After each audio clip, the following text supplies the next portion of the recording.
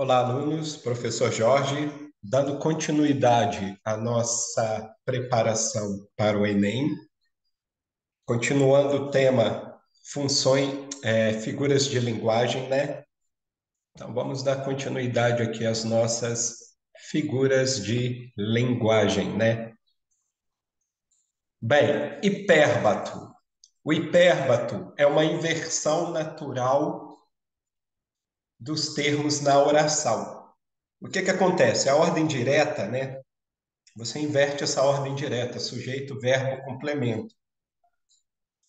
Vejamos, ó, viajavam cansados os pescadores de ilusão.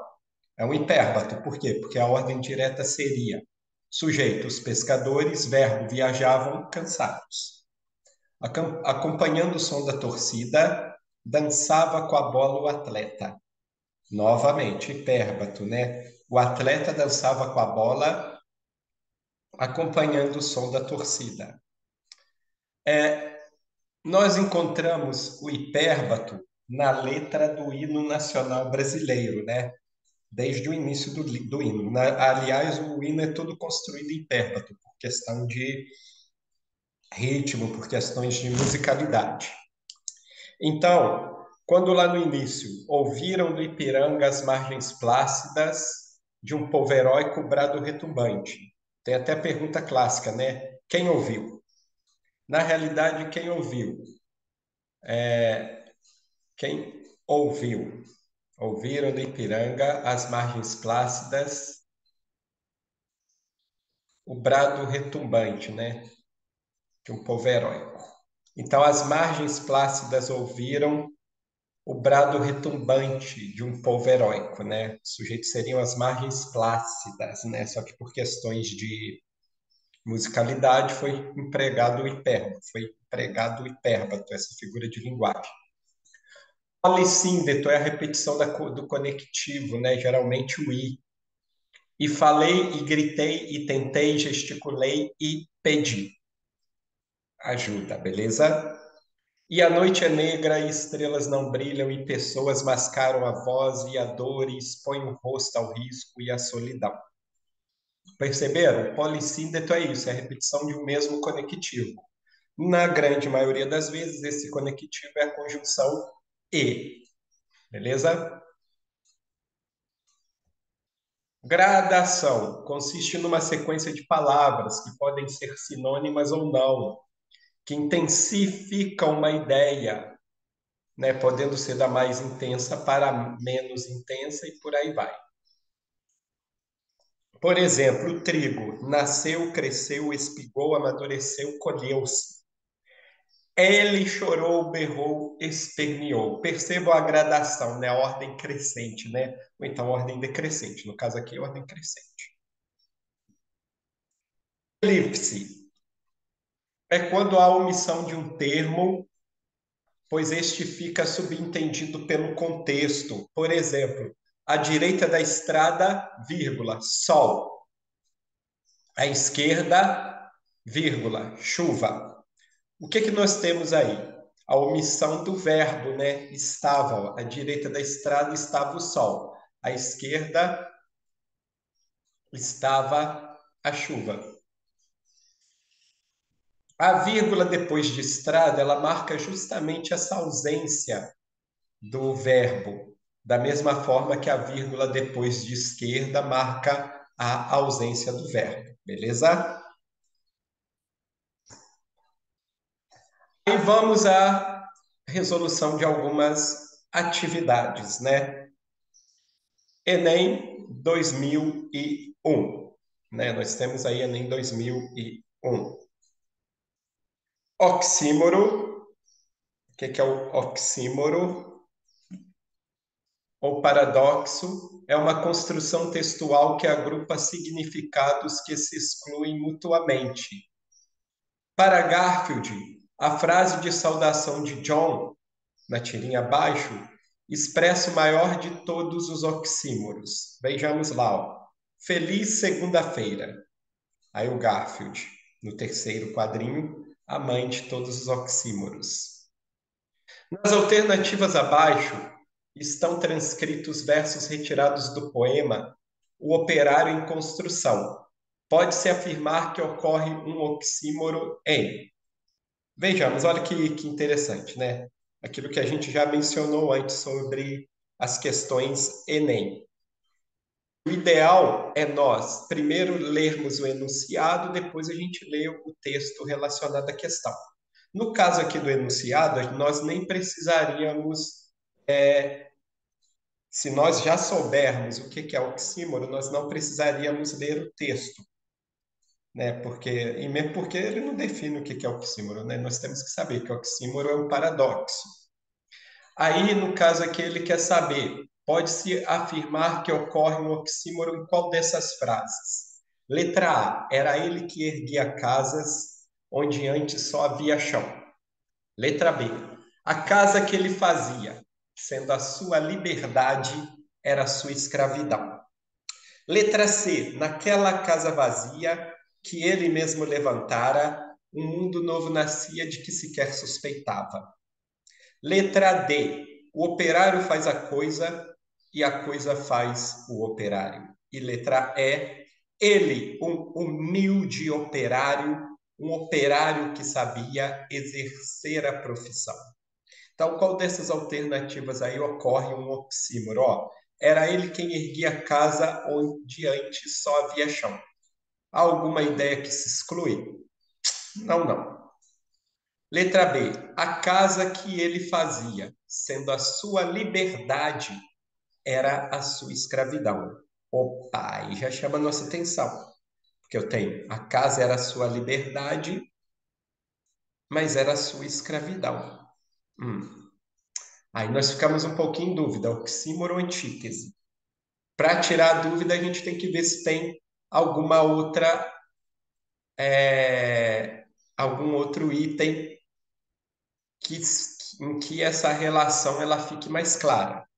Porque o que, que acontece? Para a gente saber se é oxímoro ou se é antítese, a gente tem que ler o restante do enunciado. Se não tiver outra questão, é essa mesma. Ó, naquela casa vazia, letra C, naquela casa vazia, ele mesmo levantara um mundo novo nascia, de que sequer suspeitava. Tem alguma coisa aí de metáfora, de oxímoro? Não, né? De palavras que se excluem? Não. O operário faz a coisa, letra D, e a coisa faz o operário. Tem? Não.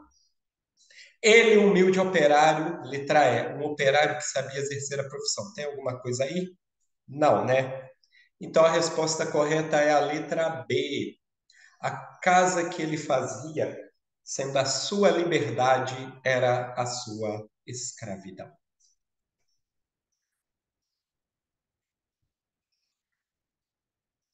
Enem 2004.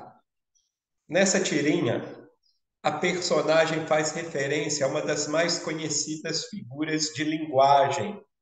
Então temos que ler. Ó, observe bem o contexto: duas crianças vendo uma bicicleta ergométrica, né? E um deles fala: meu pai fica pedalando essa bicicleta, mas nunca vai a lugar nenhum. Deve ser uma metáfora da existência dele. Então a gente já sabe qual é essa figura de linguagem bastante conhecida, a metáfora, né? Então, para que ele utiliza essa metáfora? Letra A, para condenar a prática de exercícios físicos? Seria? Creio que não, hein? Valorizar aspectos da vida moderna? Também não. Desestimular o uso das bicicletas? Não. Caracterizar o diálogo entre as gerações? Também não. Criticar a falta de perspectiva do pai? Correto, né? Ele fala lá, ó,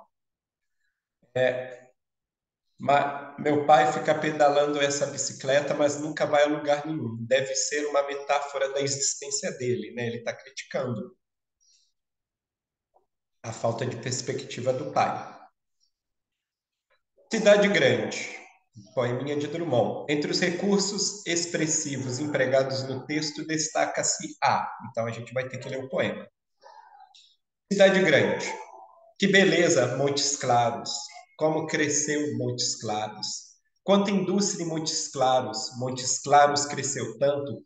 Ficou urbe tão notória. Prima rica do Rio de Janeiro, que já tem 5 favelas por enquanto e mais promete. Olha, percebam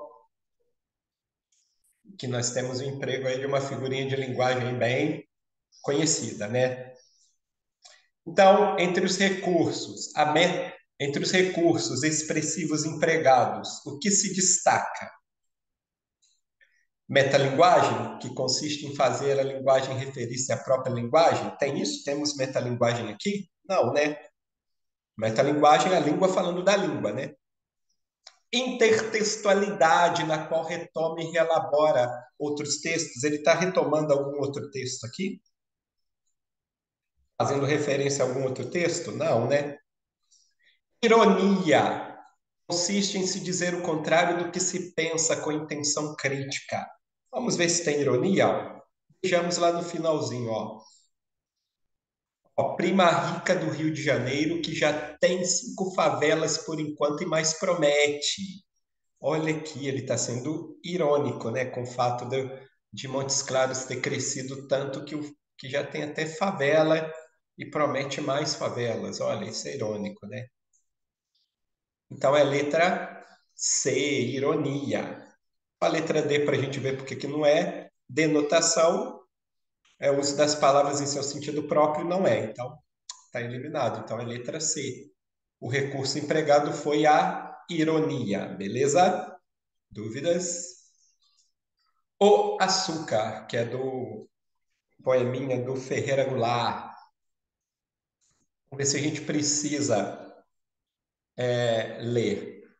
Antítese que configura uma imagem da divisão social do trabalho na sociedade brasileira é expressa poeticamente na oposição entre a doçura do branco açúcar e. Então, nós temos que ler. Um poeminha um pouco mais extenso, mas temos que ler. Caiu no Enem de 2007. O branco açúcar que adoçará meu café, nesta manhã de Ipanema, não foi produzido por mim, nem surgiu dentro do açucareiro por milagre. Vejo-o puro e afável ao paladar, como beijo de moça, água na pele, flor que se dissolve na boca. Mas este açúcar não foi feito por mim. Este açúcar veio da mercearia da esquina, e tampouco fez o Oliveira, dono da mercearia.